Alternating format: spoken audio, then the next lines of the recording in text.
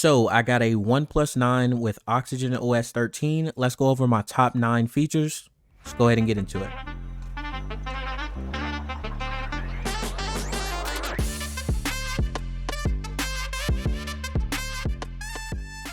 I do want to say that all of these features are not exclusive to the OnePlus 9. A lot of them are just software features that are included in any OnePlus phone as long as you have Oxygen OS 13. So feature number 1 is the scrolling menu. This little feature seems so small, but it's helped me tremendously and it just looks cool. Like it looks cool when you use this feature, but basically all you do is you scroll up and down from the alphabet on the side of the app drawer, and it kind of like highlights the apps that are within that letter, and it goes all the way down and all the way up, and that way it gives you like a few apps to look at if you're looking at it from that letter. I'm not sure if any other devices have this or if like Nova Launcher has this, but I really think this is a cool feature that I haven't seen implemented before. Number 2 is customization, and honestly I can make an entire video on just the things you can customize on this phone, but some of the main things are like you can customize the icons, the home screen, the quick settings menu, the always on display that has a ton of different images and different things you can put on there. You can put like canvases of yourself. They got these custom like live always on displays. There's just 3 of them right now. Like one of them has like a little polar bear, and when you first get to the always on display, you can kind of see them moving or interacting within their environment, and this can change like based on the time of day it is where you are. So it'll need like location permissions and everything like that enabled, but once you do, like if it's nighttime, you'll see like the polar bear sleeping or the fish is sleeping, and it's just really cool. Like there's tons of things. I don't want to get caught up on this one thing, but there's tons of other things that you can customize, like the notification panel, the status bar. I know in the status bar you can, and I've always kind of wanted this feature. I wanted it to where like, you know, the little Bluetooth icon and the NFC icon and all of those little icons up there, you can turn them on, but leave them off of the bar. It's not like I have to turn these features on and off all the time. Maybe like Bluetooth and Wi-Fi I turn off all the time, but the other features I leave on all the time. I don't need to be notified if they're on at all times. And I think it's cool that you can just clear this or pick the things that you want to be up there, and that way it can like declutter the little status bar up top. Another thing I wanted to mention that's within this customization range, it's not really customization, it's kind of just like a built-in feature, but when you turn it into portrait mode, it doesn't like automatically flip over to like where the notifications are on the right side and all of your quick settings are on the left. So you can still scroll through all of your quick settings, and you can still scroll through notifications without having to, you know, sacrifice one for the other. You can see all of them at the same time. This gives you a side for notifications and a side for your quick settings and stuff like that. Next is number 3, and this is kind of simple, but it's something that I enable on every phone, so I like the fact that they made it a little bit easier. It's the app animation speed. I like the fact that they included this as just a feature of the phone instead of having to enable developer settings and then toggle this by yourself. Okay, so I believe this feature is called one-hand app move. I think this is miles better than just the one-handed mode that pushes everything on your phone to the corner until you expand it.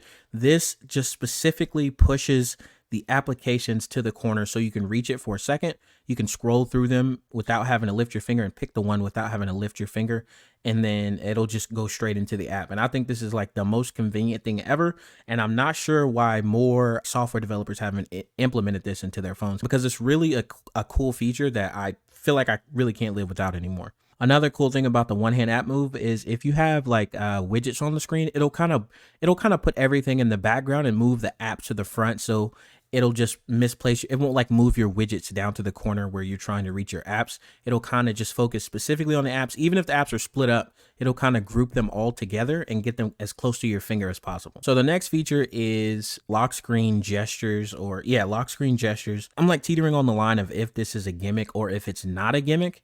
It kind of seems like a gimmick, but then I use the feature. But it seems like sometimes that I want to use the feature, it's really not necessary. Like, so I know that built in, the 3 main features that just come stock already set up as long as you turn the feature on is the ability to change your music and pause your music.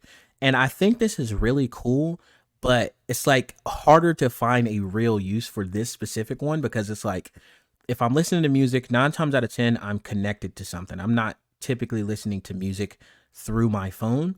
So I'm typically listening to it through like some Bluetooth headphones, or it's connected to the car, in which case I would not need to pick up my phone. Like if I was listening to music on my headphones, I could just tap the side of the headphones to change the song or pause the song. Basically, there's like 6 or 7 different like symbols or letters you can draw on the lock screen, and you can set them up to open different apps or call specific people. And I think that's super dope, especially for me because I only call like 2 people, so I can use 2 of them for just calling. I set one of them up for like my attendance line for work if I need to call in, or I may be coming in late or something like that. I don't have to like find the number or type in the number or go through my contacts. I can just do a specific action on the screen while it's locked, and it'll just go straight to calling. And the same thing for apps. Like you can set it to open a specific app. At first I used it for the camera, but I figured out the double tap the power button. It's just convenient. It's quicker. It's convenient. I would say the app opens about the same, but I just feel like the double tap is just, it's kind of ingrained in me now to just double tap the power button, open the camera. So the next one, number 6, is the pop-up window notification, or a discrete banner notification. I don't know what it's called, to be honest. When you get the notification, instead of a big banner, it gives you a really small banner that basically just explains what the app is, and kind of will show you like a small preview of the message. But instead of just getting a reply option, you can just tap up on that banner and it automatically opens a little pop-up window where you basically have the full app in a small window, and you can kind of resize it and use it how you will. I feel like this is perfect for things like, I'm using DoorDash as an example because it really helped me when I was DoorDashing. It made it so much easier. And the phone's plenty fast enough to handle this, so you don't have to worry about performance. It's really nice feature to have. So the next feature is feature number 7, which is removing the navigation bar at the bottom. I have always wanted to do this on every single phone. The reason I like the navigation gestures is because it leaves the screen clear. I know that like even with the navigation buttons, they kind of can hide like a Windows taskbar or something like that. But this is so much nicer because you never have to see it. It never appears. But the fact that you can hide the notification bar, because I like my screen to be as clean as it can possibly be, it's very nice that I can just make that bar completely disappear from my life. And number 8, and this one is not specific to the software. It's not specific to this specific OnePlus phone. And that is the little notification switch on the side. I know that iPhone had this first, and I just love this feature. Like I haven't used an iPhone since like the iPhone 4, and the only other phone I know that had it was the OnePlus. And I remember having it on my OnePlus 7 Pro, or was it 7? Yeah, I think it was the 7 Pro. Anyway, I remember having this feature and I missed it so much because I'm typically the person that is like always on silent, but there's that one time of the day where I need to be on ring, and it doesn't take much more time to just click the button on the screen to like turn it to silent or turn the ringer back on. But it's so convenient, and honestly, it's like a good little like fidget toy. Like if you just flick it back and forth all day. I'm not sure how good that is for the button itself, but I do it like 100 times a day, just going between ring, and then the little animation that pops up to show you, which mode you're in. It's super dope. I think it's a really good feature, and every phone should have this button. I don't know why, but I just think every phone should have this little switch. And the next thing I wanted to talk about, which is number 9, and that is game mode. So game mode, I've used this on like a lot of different phones. I use it on my Moto. I did a review on that. I'll link it if you want to check it out. Game mode on this phone is like one of the best ones so far, and I feel like they make the best use out of everything. So basically, they set it up to where you can reach down from either corner to pull the little game bar down while you're in a game. It'll show you your frame rate. You can choose between 3 different power consumption modes. If you wanted the most power, or a low power mode, or like a medium power mode, you can choose between those. You can open up pop-up apps, and you can pick the apps that you want, so you're not having to scroll through an entire list. You can put specific apps into the list so that you can come back to those specific ones and they'll always be there. And you can add pretty much any app. There's also other features that are added into this, like do not disturb, and block notifications, and screen recording, and it just has a ton of use, and it's conveniently placed, and it looks really good when it's on the screen. And I think it's definitely better than the Moto G Stylus one that I had. Even though that one wasn't bad, I think this one is better, and it's super dope.